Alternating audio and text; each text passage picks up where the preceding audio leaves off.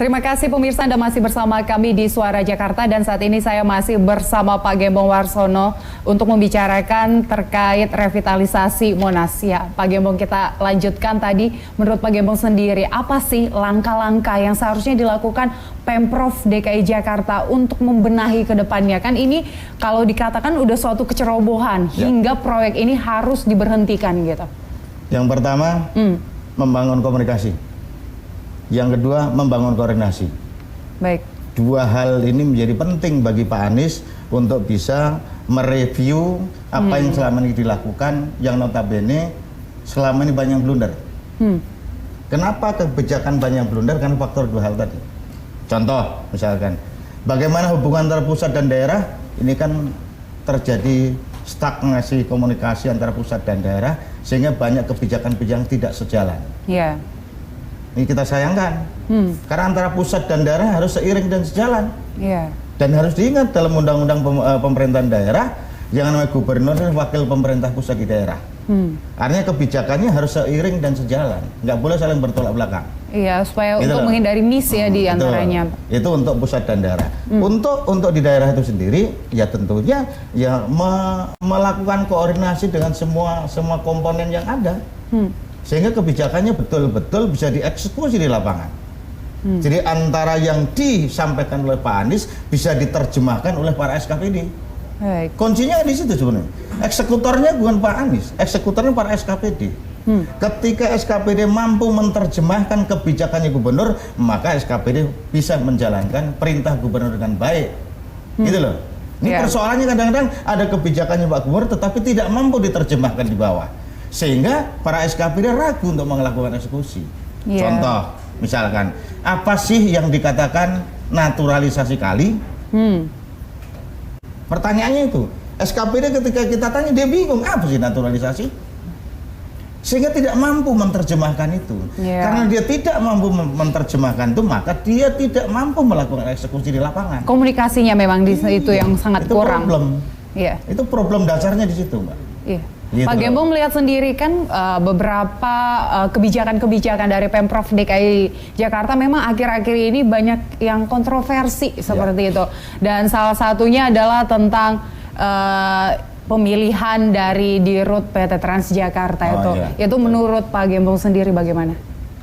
Ya tadi awal saya katakan itu kecerobohan Pak Anies dalam menentukan figur seorang Dirut Transjakarta yang notabene akhir-akhir ini Transjakarta sudah menjadi idolanya warga Jakarta. Artinya harapan Transjakarta yang sudah memberikan pelayanan terbaik bagi warga Jakarta hampir terpenuhi. Hampir terpenuhi. Tetapi dengan kasus pengangkatan Dirut kemarin, saya khawatir kalau itu akan memudarkan harapan yang baik lagi. Itu saya khawatir. Tapi mudah-mudahan ini tidak berkepanjangan. Pak Anies segera bisa mengganti yang kualifikasi tentunya sesuai yang diharapkan warga Jakarta, maka akan bisa menutupi itu. Bukan kecolongan? Enggak lah, kecolongan masa seorang ngangkat Dirut nggak tahu kan, ya nggak lucu juga lah. Ceroboh, pasti tahu. Komunikasi yang salah. Pasti tahu. Karena seleksinya kan dari bawah, tahapannya panjang, gitu loh, tahapannya panjang. Tapi sekali lagi itu tadi, saya sangat sayangkan, fraksi PD Perjuangan sangat menyayangkan. Karena Transjakarta sudah, itu tadi saya katakan, sudah hampir menjadi idola warga Jakarta sebagai pelayan untuk transportasi massal di Jakarta. Kepercayaan itu hampir diperoleh Transjakarta, tiba-tiba Pak Anies membuat blunder seperti itu. Sayang. Sayang sekali seperti itu. Ya, kalau dilihat dari partai PDI Perjuangan ini, sepertinya cukup keras gitu kepada Pemprov, nggak hanya untuk periode hari ini aja, tahun ini aja, tapi sebelum-sebelumnya itu mengapa? Objektif aja. Kita keras tapi objektif kok. Contohnya, ketika teman-teman fraksi periode sebelumnya mengajukan hak interpelasi kepada Pak Ahok, fraksi PD Perjuangan ikut menyetujui untuk mengingatkan Pak Ahok supaya kerjanya lebih baik, tutur bicaranya lebih baik. Waktu itu soal itu kan yang dipersoalkan fraksi-fraksi yang lain. Fraksi PD Perjuangan ikut menyokong itu dalam rangka untuk memperbaiki kinerja Pemprov DKI Jakarta untuk memberikan pelayanan terbaik bagi rakyat Jakarta. Jadi jangan kaget kalau hari ini misalnya PD Perjuangan itu bukan hari ini saja. bukan kepada Pak Anies saja, kepada Pak Ahok pun kemarin kita sampaikan hal yang sama. Baik. Tetapi kalau Pak Anies mampu mencermati secara bijak dengan baik, maka justru ini spell pahit ini akan menghasilkan kinerja Pak Anies yang lebih baik untuk memberikan pelayanan pada warga Jakarta. Ya. Tetapi kalau Pak Anies menilainya negatif, ya akan terjadi negatif terus. Tetapi kalau Pak Anies ini sebagai pil pahit bahwa ini yang disampaikan oleh PDI Perjuangan dalam positif untuk mengingatkan bagaimana sisa waktu yang tersedia makin mepet, maka dia akan mengejar target itu dengan baik. Iya. Tergantung Pak Anies yang menerimanya apa. Kalau menerimanya negatif, ya pasti akan negatif. Tapi kalau ini diterima positif, diingatkan oleh partai oposisi dalam rangka untuk memberikan pelayanan terbaik bagi warga Jakarta, maka saya hakul yakin hasilnya akan lebih baik. Karena gongnya memang ada di Pak Anies, semua akan berjalan sesuai perintah dari Gubernur DKI Jakarta sendiri. Baik, Pak Gembong, kita beralih lagi sedikit ke proyek revitalisasi. Nah, proyek revitalisasi ini akhirnya dia harus mengorbankan ratusan pohon seperti itu yang harus ditebang. Apakah ini salah satu efek, salah satu yang menyebabkan gitu? Akhir-akhir ini kita tahu awal tahun 2020 kita disambut dengan banjir. Banjir yang mengakibatkan korban seperti itu. Dan di kawasan-kawasan yang tadinya tidak seharusnya banjir malah banjir. Istana Negara bahkan banjir. Ini menurut Pak Gembong sendiri gimana? Bisa jadi. Karena daya resapnya kan makin terbatas. Monas itu kan dijadikan tadinya jadi resapan kan. Dengan ditebangin segitu banyak pasti berpengaruh, itu pasti. Itu pasti berpengaruh ya, sangat berpengaruh. Yang pasti di area Monas itu. Walaupun mungkin dampaknya hanya sekian persen ya, tetapi itu akan berpengaruh, itu pasti pertama. Yang kedua memang selama 2 tahun tidak ada action apa-apa kaitan dengan pengentasan persoalan banjir.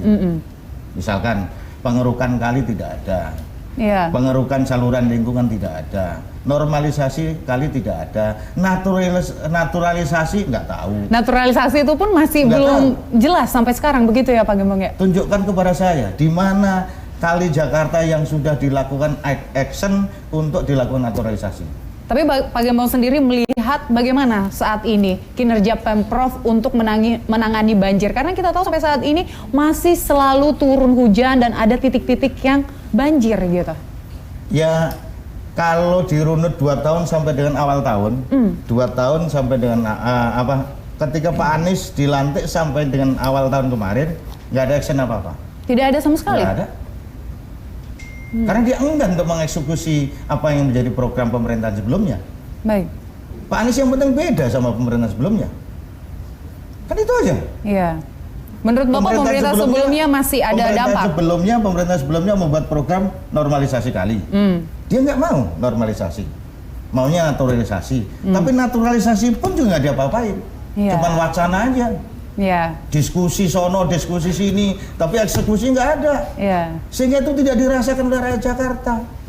Jadi cuma dengar naturalisasi, naturalisasi, tapi actionnya nggak ada. Nggak butuh itu rakyat Jakarta. Yang dibutuhkan action, bagaimana bisa mengentaskan persoalan banjir. Itu sebetulnya yang dibutuhkan. Nggak butuh istilah warga itu. Yang dibutuhkan warga Jakarta action, bagaimana yang daerah saya kemarin banjir sekarang tidak banjir. Itu aja sebenarnya yang dibutuhkan. Gitu kan? Iya, betul. Simpel kan rakyat Jakarta ini, gitu loh. Tetapi itu tidak dilakukan. Bagaimana langkah agar revitalisasi ini bisa dilanjutkan seperti itu? Monas, kembali ke Monas lagi nih. Kok nggak lupa-lupa Monas? Jadi kalau mau kembali ke Monas, sebetulnya ya tergantung si empunya kekuasaan. Artinya bagaimana dari Kementerian Sekretaris Negara. Ketika dari sana sudah ada izin, ya tentunya berjalan sesuai dengan desain yang sudah disetujui bersama.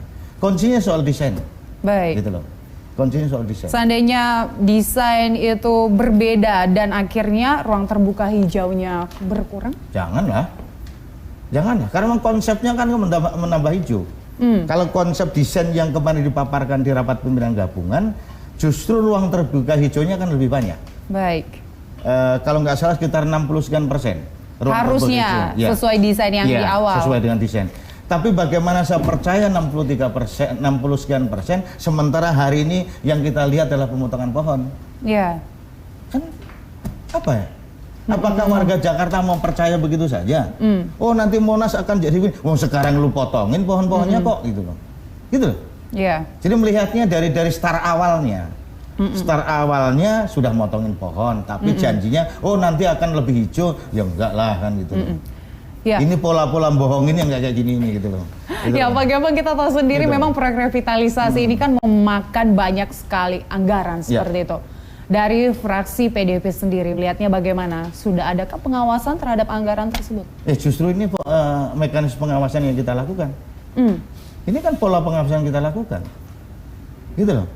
Jadi pengawasan yang kita lakukan ini adalah bagaimana yang penganggaran, pola-pola penganggaran yang tidak benar kita luruskan. Jadi jumlah dari anggaran itu dengan desain yang ditawarkan menurut dari fraksi PDIP bagaimana? Itu sudah sesuai? Ini kan desainnya kan terselubung. Oh, masih terselubung? Terselubung. Dari fraksi PDIP masih belum Ya kan lihat? kita tahu baru kemarin desain itu. Waktu rapat pimpinan gabungan. Awal waktu menganggarkan kan pimpinan mengatakan bahwa ini kegiatan strategis daerah. Karena kegiatan strategis daerah maka fraksi PDIP harus memberikan topangan dong. Iya. Kan gitu loh. Jangan kita semua seolah-olah kita menentang, enggak lah. Karena ini dianggap adalah kegiatan strategis maka kita dukung. Tapi sebelum kita mendukung harusnya kita jelaskan dulu. Baik. Konsepnya itu gini loh, dengan menelan alokasi anggaran sekian, harusnya kan seperti itu. Tapi itu belum dilakukan. Gitu loh Mbak. Oke, baik. Program dasar kita di situ sebenarnya. Ya, baik Pak Gembong, terima kasih atas Oke, informasinya. terima kasih. Semoga saja memang proyek revitalisasi ini bisa lebih baik ke depannya, bisa mengantongin izin Amin. supaya ini juga untuk kesejahteraan masyarakat warga Jakarta. Ya, baik pemirsa, demikianlah perbincangan saya dengan Pak Gembong Warsono selaku dari Ketua Fraksi PDI Perjuangan. Pemirsa, 3 anggota DPRD DKI Jakarta yang sudah saya wawancara mengatakan hal yang sama, bahwa proyek revitalisasi Monas ini harus diberhentikan sementara karena adanya prosedur yang tidak lengkap. Lalu bagaimana langkah Pemprov DKI Jakarta ke depannya? Tetap saksikan Suara Jakarta bersama saya Gesmi Sitanggang. Sampai jumpa.